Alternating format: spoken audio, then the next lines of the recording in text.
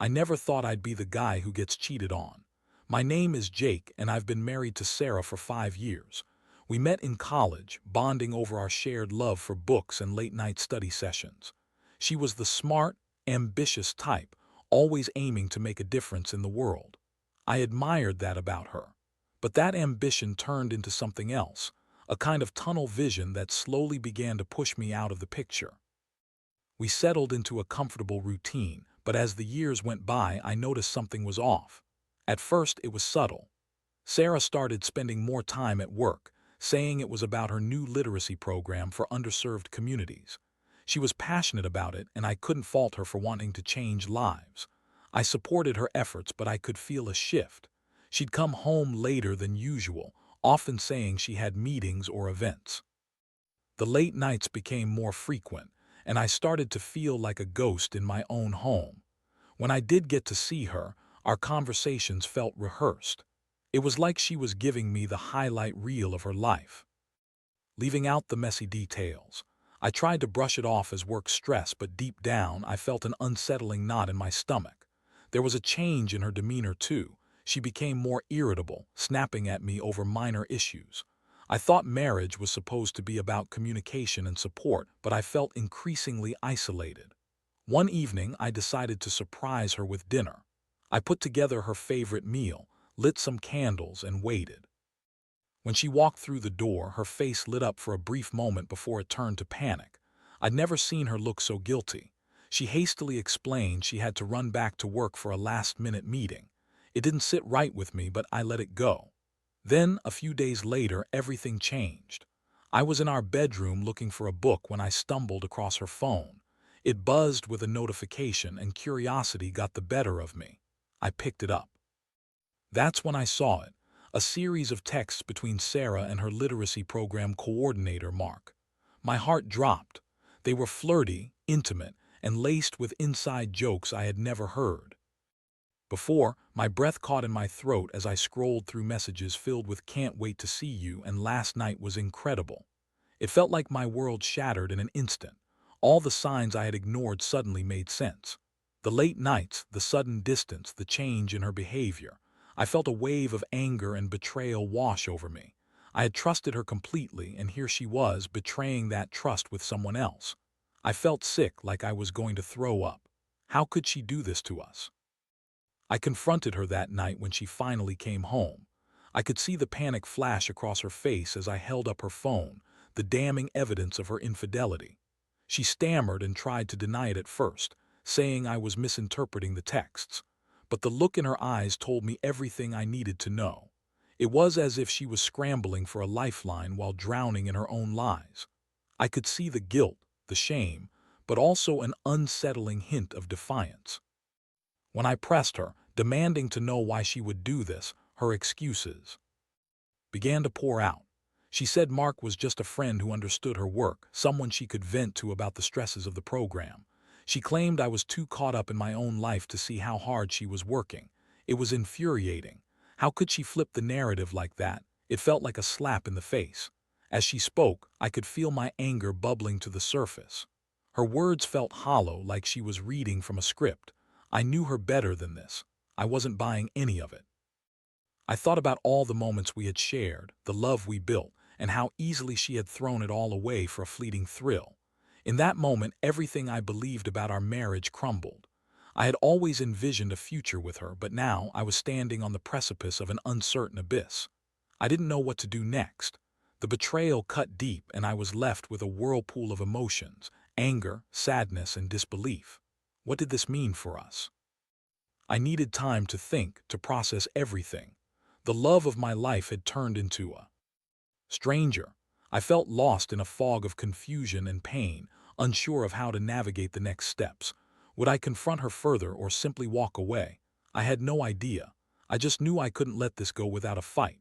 After the confrontation, the air in our home felt thick with tension. Sarah insisted that she was sorry, but her apologies felt insincere. I could see she was more concerned about getting caught than about actually feeling remorseful. The way she tried to explain her actions, making excuses, deflecting blame, only fueled my anger. It was as if she was more focused on saving herself than on repairing the damage she had done to our marriage. For days, we barely spoke, the silence hanging heavy between us like a dark cloud. I found myself replaying the confrontation over and over, dissecting every word, every expression that crossed her face. I was angry and hurt, but there was also this gnawing question in my mind. Why? Why would she do this? I started to notice the small things. Her makeup was always perfect when she came home, her clothes a bit too trendy for someone who used to wear my old college sweatshirts every other day. I thought back to the times she'd been working late, and I couldn't shake the feeling that those late nights were filled with laughter and stolen kisses from Mark. I felt like an idiot for not seeing the signs earlier. As the days turned into a week, I felt myself slipping into a darker place. I had always been a rational person, but this betrayal shook my belief in love and trust. I didn't want to be the guy who wallowed in self-pity, but it was hard not to. I started spending more time at the gym, mainly to vent my anger but also to clear my head. It was a welcome distraction, an escape from the emotional turmoil at home.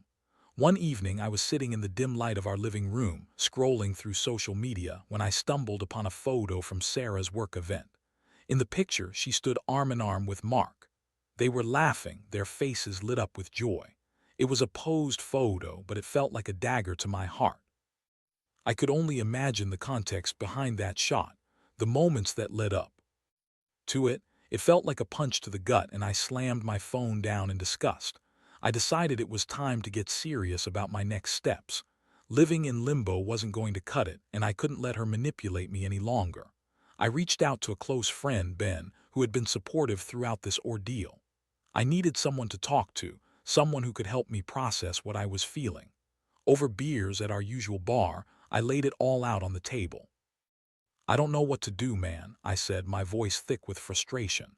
"She's lying to my face, and I feel like an idiot for not seeing it sooner. I thought we had something real, but now I just don't know." Ben listened patiently, nodding as I vented my anger and confusion. "You deserve better than this, Jake. You know that, right? You can't let her manipulate you into thinking it's your fault. She made a choice, and now you have to make yours." His words struck a chord. I realized I had been so wrapped up in the betrayal that I was losing sight of myself. I needed to reclaim my power, not just for me, but for the life I had built, not just the one Sarah was tearing apart. That night, I made a decision. I would confront her again, but this time it wouldn't be about begging her to come back to me or making empty promises of change.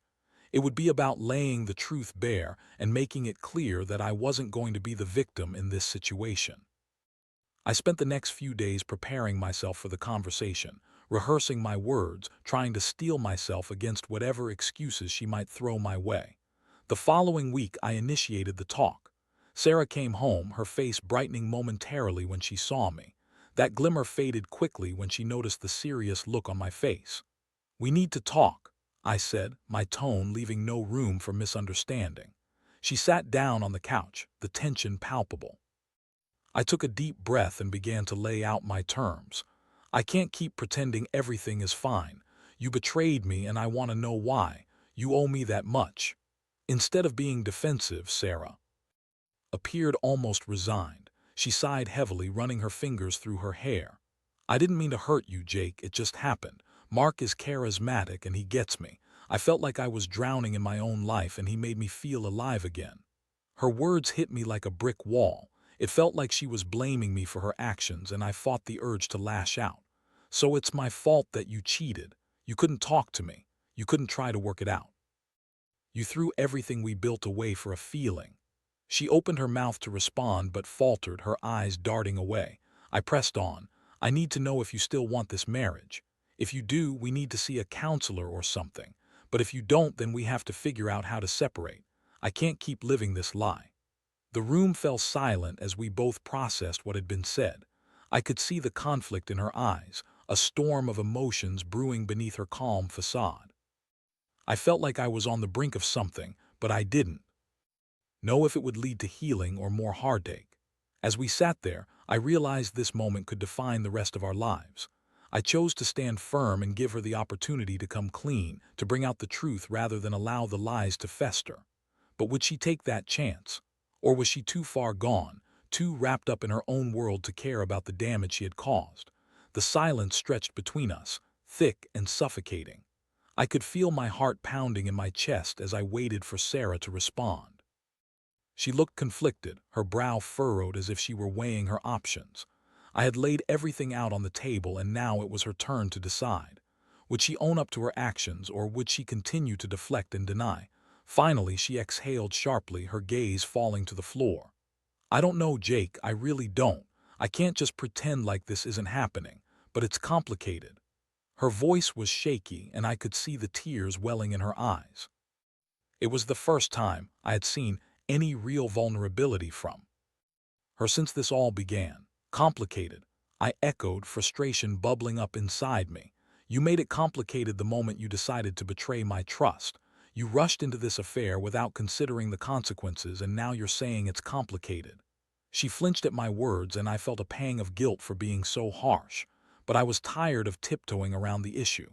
"Look, I get that you're scared and confused, but if you want this to work, you have to be honest with me. About everything. No more excuses." Sarah wiped a tear from her cheek, her composure crumbling. I thought I could have both worlds.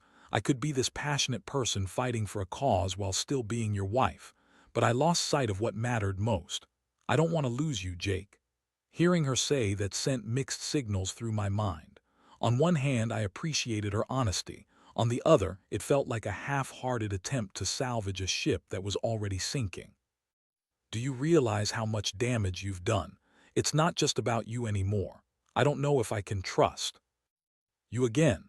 "I know," she replied, her voice barely above a whisper. "I've messed up, but I want to fix this. I'll do whatever it takes, just please don't give up on me yet." I took a deep breath, feeling the weight of the situation crashing down on me. "It's not that simple, Sarah. I need to see real change, and that starts with you being completely open with me. No more lies, no more hiding. If you want to save our marriage, we have to rebuild trust from the ground up." She nodded, tears streaming down her face. I could see the desperation in her eyes, and while I wanted to believe her, a part of me was still skeptical. Trust is something that takes time and effort to rebuild, and I wasn't sure if I was ready to embark on that journey. But there was another part of me that still loved her, despite everything. We had shared so much together, the dreams, the laughter, the late-night talks filled with hopes for the future. I couldn't just walk away without giving it a real shot.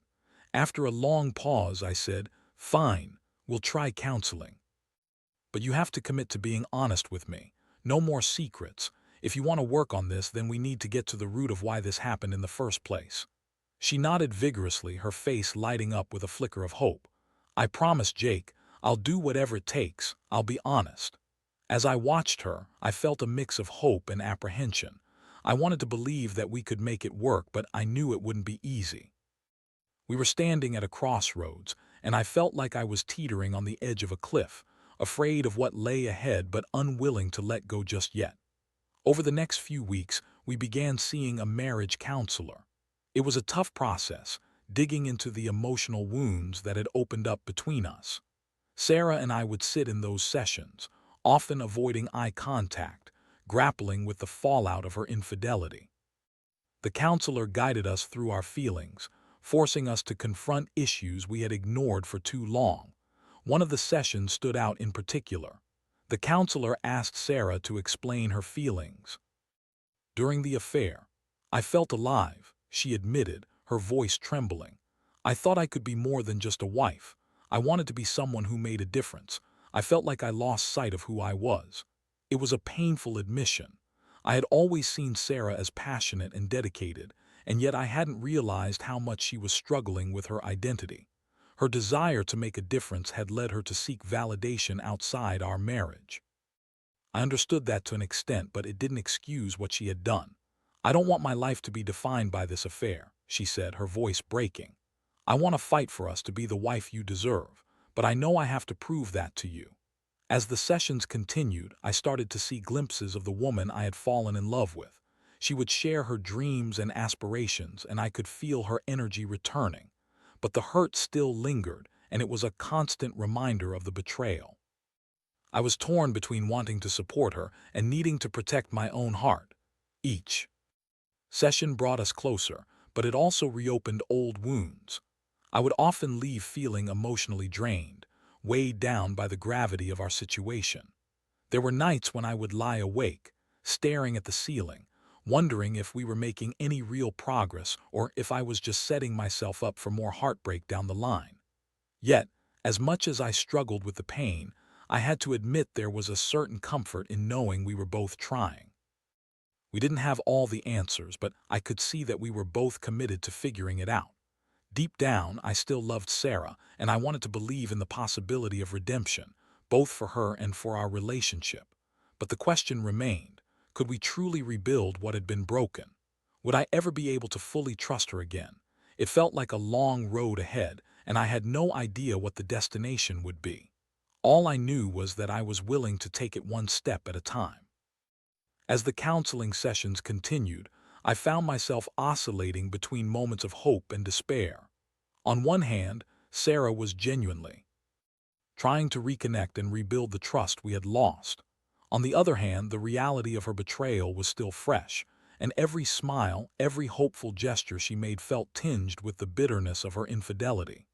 One Friday evening, after a particularly intense session, Sarah suggested we take a weekend trip together, a chance to reconnect in a setting away from our everyday lives. At first, I hesitated. The thought of being in a romantic setting felt almost surreal given the circumstances. But as she talked about how much she wanted to spend quality time with me, I realized that maybe it wouldn't hurt to try. After all, we had shared so many beautiful moments in the past, and perhaps we could create new memories that would help overshadow the pain. We chose a cozy cabin in the mountains, a place we had visited early in our relationship. I remembered how we would curl up by the fireplace with hot cocoa, sharing stories and laughing until our sides hurt. I held on to those memories as we packed our bags, hoping they would help us reconnect. Once we arrived, the crisp mountain air enveloped us, and I felt a sense of nostalgia wash over me. But as the sun began to set, I couldn't shake the underlying tension. Sitting in front of the fireplace, I watched Sarah as she rearranged the logs, her brow furrowed in concentration. It was a familiar sight, but it was also a stark reminder of how much had changed. Over dinner, we tried to engage in light conversation, but old habits die hard. Both of us were still tentatively navigating the emotional minefield we had created. Every laugh felt fragile and every pause felt heavy with unspoken words. I could see in Sarah's eyes that she was trying, really trying to bridge the gap, but I was still struggling to let go of the anger and betrayal.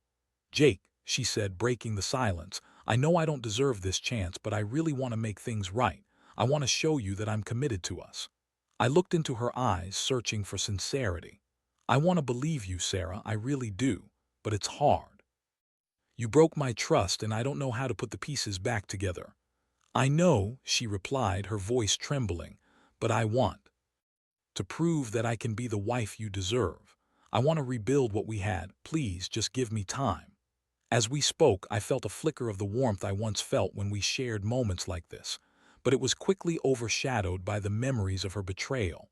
I wanted to trust her. I wanted to see her as my partner again. But every time I looked at her, I was reminded of the deception that had shattered our lives. The next day, we decided to go for a hike. The beauty of the mountains surrounded us, and for a moment I let myself enjoy the fresh air and the breathtaking views. We walked side by side, and I tried to focus on the present rather than the past. It was nice to be outside, away from the clutter of our broken home. But as we reached a scenic overlook, Sarah turned to me with a serious expression. "Jake, I need to tell you something," she said, her voice steady but laced with apprehension. "I've been thinking about my role in all of this, and I realize I need to take responsibility not just for my actions but for how they impacted you. I've been so focused on wanting to fix things that I haven't fully acknowledged the hurt I caused." I nodded, feeling a mixture of appreciation and skepticism. "I appreciate that, Sarah, but I need you to understand that it's not just about you wanting to fix things. It's about me too. I need to feel secure again. I need to know you won't betray me again." "I promise I'll do everything I can to show you I'm committed," she said, her eyes earnest. But I also need you to be patient with me. This is hard for both of us." As we stood there, surrounded by the beauty of nature, I felt a sense of hope blooming within me. Maybe, just maybe, we could start to heal together. But just as quickly as that hope emerged, it was clouded by the fear of what lay ahead. The next week back home was filled with more counseling sessions, discussions about boundaries, and conversations about rebuilding our lives together. One evening, as we sat on the couch, I mustered the courage to ask Sarah about Mark. "What happened between you two? Was it just a fling, or was it something more?" She hesitated, her eyes darting away as if searching for the right words. "It was complicated," she said finally. "I didn't mean for it to go that far. I was lost, and I thought I was finding myself in him. But I realize now that it was a mistake. I never wanted to hurt you, Jake." The truth hung in the air between us, heavy and painful. I wanted to believe her, but part of me still felt like I was living in a shadow of the past. "Complicated seems to be the theme of our lives lately," I said, my voice tinged with bitterness. "Can we ever get back to a place where things are simple again?" Her eyes softened and she reached for my hand. "I hope we can, but it's going to take time. I messed up and I need to earn your trust back. I'm willing to do the work." As the weeks turned into months, we continued our counseling session, and slowly but surely I began to see changes in Sarah. She was more open about her feelings, more communicative about her struggles. Yet, even as she worked hard to rebuild our connection, there were days when I felt overwhelmed by the weight of the past. One night, I was flipping through old photo albums, trying to remind myself of the happy memories we had shared. I saw pictures of us laughing, enjoying life, and I couldn't help but feel a pang of nostalgia. I wanted that joy back, but the shadows of doubt still lingered in my mind. As I flipped through the pages, Sarah joined me on the couch. "What are you looking at?" she asked, leaning over to see the pictures. "Just memories," I replied, trying to keep my tone neutral. I felt her presence beside me, and for a brief moment I was reminded of the love we once had. "Those were good times," she said softly. "I want to get back to that place with you." I turned to look at her, searching her face for sincerity. "I do too, but it's going to take time. I need to know you're committed to this, that you're in it for the long haul." "I am, Jake," she said, her voice firm. "I want to be the partner you can trust again. I realize now that I took you for granted, and I won't make that mistake again." As we sat together, I felt a flicker of hope ignite within me. Perhaps we could find our way back to the happiness we once shared. But I also knew that the road ahead would be fraught with challenges. I couldn't erase the pain of her betrayal, but maybe, just maybe, we could create new chapters in our story. Chapters filled with honesty, growth, and renewed love. Yet, as hopeful as I felt in that moment, I couldn't shake the nagging feeling that some part of me was still on guard, waiting for the other shoe to drop. Would I ever fully trust her again? Would we be able to navigate the complexities of our relationship without letting the shadows of the past overshadow our future? Only time would tell, and I was ready to take it one step at a time. As the weeks turned into months, our journey through counseling continued, and I began to notice subtle changes in both Sarah and our relationship. She was making a concerted effort to communicate more openly, to be transparent about her feelings and thoughts. It felt like we were slowly peeling back the layers of hurt that had accumulated over the years, but every so often, the past would rear its ugly head. One Saturday afternoon, Sarah suggested we take a trip to the local farmer's market. I hesitated at first, feeling like our normal routine was still so fragile, but ultimately I agreed. I wanted to support her efforts to reconnect, and maybe a sunny day filled with fresh produce and friendly faces would help rekindle some of the joy we used to share. As we wandered through the bustling market, I could feel a sense of ease settling in. We laughed as we sampled cheeses and joked about the absurdly large zucchinis on display. For a moment, it felt like we were a couple again, just two people enjoying life together.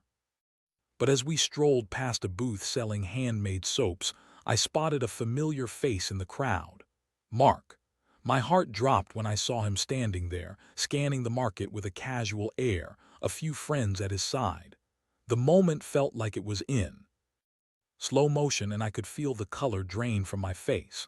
Sarah, noticing my sudden tension, turned to follow my gaze, her expression shifting from joy to horror in an instant. "Jake," she started, but I cut her off. "Why is he here? Are you serious right now?" I could feel the anger bubbling to the surface, mixing with a wave of anxiety. "I can't control where he goes, Jake. It's a public market." Her voice was shaky, but I could see panic in her eyes. "Right, but you know how this looks. After everything, this is a complete joke," I shot back. "Please, let's just walk away," she urged, her eyes wide. "I don't want to make a scene." But I couldn't just walk away. Not now, not when the past had come back to haunt us in such a palpable way. "No, this is exactly what I'm talking about, Sarah. You say you want to rebuild trust, and yet here we are, confronted with the very person that put our marriage on the line." Before she could respond, Mark turned and spotted us. He approached with a casual smile, completely oblivious to the tension surrounding the moment. "Hey, Sarah, great to see you." His demeanor was relaxed, but I could see the flicker of surprise in his eyes when he noticed me standing next to her. "Hi, Mark," Sarah managed, trying to keep her voice steady. "Jake, right." He turned toward me, extending a hand. I felt a rush of anger and resentment surge through me, and I couldn't bring myself to shake his hand. Instead, I stood there in silence, my eyes locked onto his, trying to convey the depth of my disdain without uttering a word. "Nice to see you too," I finally muttered, my voice dripping with sarcasm. The awkwardness lingered, and Mark seemed to pick up on it. "I hope things are going well with the literacy program. I've heard great things," he said, his tone overly cheerful. "Yeah, well, that's good to hear," I replied, my voice flat. "Jake, maybe we should go," Sarah suggested, her voice barely above a whisper. "Yeah, let's go," I said sharply, turning on my heel and starting to walk away. I could feel Sarah at my side, trying to catch up with me. But my mind was racing. I could feel my heart pounding and every ounce of control I had felt slipping away. Once we were out of earshot from Mark, I stopped abruptly and turned to Sarah. "How could you not tell me he might be here? This isn't just some casual encounter. This is the man you cheated on me with." "I didn't know," she shot back, her voice rising in frustration. "I thought we could just enjoy the day without running into him. I really didn't expect to see him here." "Of course you didn't. You thought you could just pretend like everything is fine, didn't you?" I spat. "This is exactly what I was afraid of. We're trying to rebuild trust, and here you are, completely blindsided by your past." "I am trying, Jake," she pleaded, desperation in her voice. "You have to believe me. I want this to work. I'm not the same person I was before." "Then act like it," I snapped. "If you want me to trust you again, you need to be more aware of your surroundings, of who you still have ties to. This is just about you anymore, it's about us." We stood there, a tense silence enveloping us. I could see her eyes brimming with tears, and for a moment I felt a pang of guilt. But anger was overwhelming me. I was tired of feeling like the one who had to make all the compromises. I wanted her to fight for us, but it seemed like every time she attempted to move forward, the ghosts of her past would surface, threatening to pull her and us back into chaos. Feeling defeated, I finally said, "Let's just head home." The drive back felt suffocating. The silence was heavy, filled with unspoken words and unresolved feelings. Every time I glanced at Sarah, I could see the frustration etched on her face. I knew she was hurting, but I was hurting too. I wanted to give her the chance to prove herself, but moments like this made it hard to believe we could ever truly move on. When we finally arrived home, I felt a mix of relief and dread. I didn't want to have another argument, but I knew we needed to address what had just happened. I took a deep breath, steeling myself. What was to come? "Jake, I'm sorry, I didn't mean for that to happen," Sarah began as we settled into the living room. "I know you didn't," I replied, my voice weary. "But do you see how it's hard for me to trust you? It feels like every time we take a step forward, we end up taking 2 steps back." "I understand," she said quietly, her eyes searching mine. "I really do. I don't want to go back to the way things were. I want a future with you. But I know I can't erase the past." "You're right," I said, feeling a knot in my stomach. "But it's going to take more than just words to convince me that you mean it." "I'm willing to do whatever it takes, Jake," she promised, her voice trembling with desperation. "I want to be better for you, for us." As I looked into her eyes, I could see the sincerity beneath the pain, but I also felt the weight of the situation pressing down on me. I wanted to believe her, but the fear of being hurt again loomed large. I need time to process everything, I replied finally. I can't keep facing the ghosts of your past without knowing how we can move forward together. I need to know that I can trust you again. She nodded solemnly, understanding my need for space. I'll be here, Jake. I'm willing to fight for us. As I retreated to my room that night, I felt a familiar mix of emotions swirling within me. It was exhausting, this constant push and pull between hope and despair. I knew we were trying, but the thought of our relationship still teetering on the brink was overwhelming. Would we be able to overcome this? Would I ever be able to fully trust her again? Only time would tell, and all I could do was take it one day at a time, hoping that each step would lead us closer to healing rather than heartbreak. As the weeks rolled on, the aftermath of our encounter with Mark lingered in my mind like a dark cloud that refused to dissipate. I was grappling with conflicting emotions, hurt, anger, but also a flicker of hope. Sarah was trying harder than ever, and I could see that she genuinely wanted to make amends. But the specter of her infidelity loomed large, testing the fragile foundation we were attempting to rebuild. We continued our counseling sessions, and the therapist encouraged us to focus on open communication. Each session was both painful and cathartic. I learned to express my fears and frustrations without resorting to blame, and Sarah worked on being more vulnerable. We were both learning to navigate the minefield of trust, a process that felt like a small victory every time we managed to communicate effectively. One evening, after a particularly encouraging session, I decided to surprise Sarah with a simple dinner.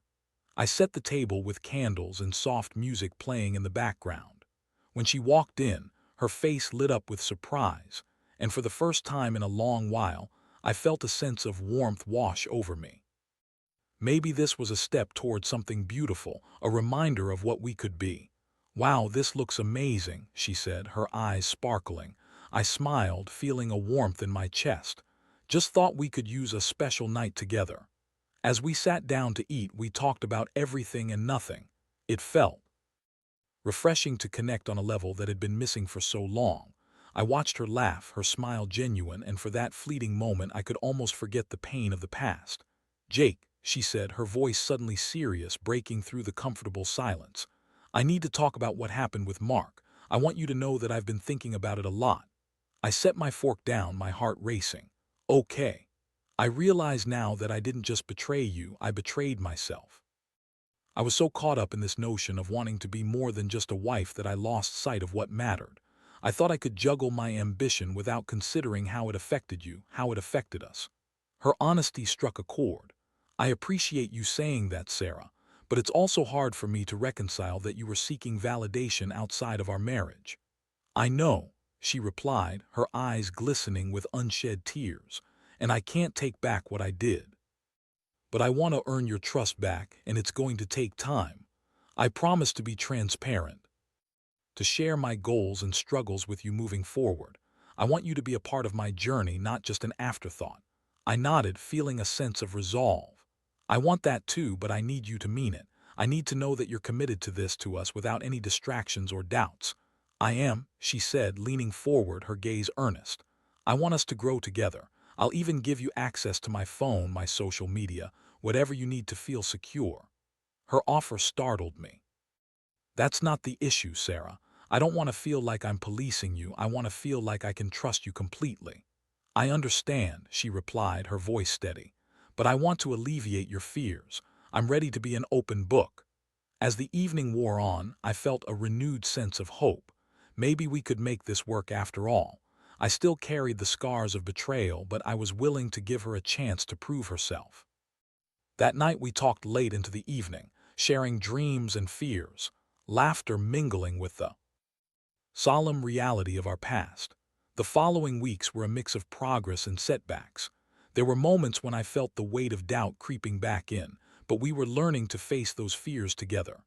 Each counseling session brought us closer, and slowly, I started to feel the walls I had built around my heart begin to crack.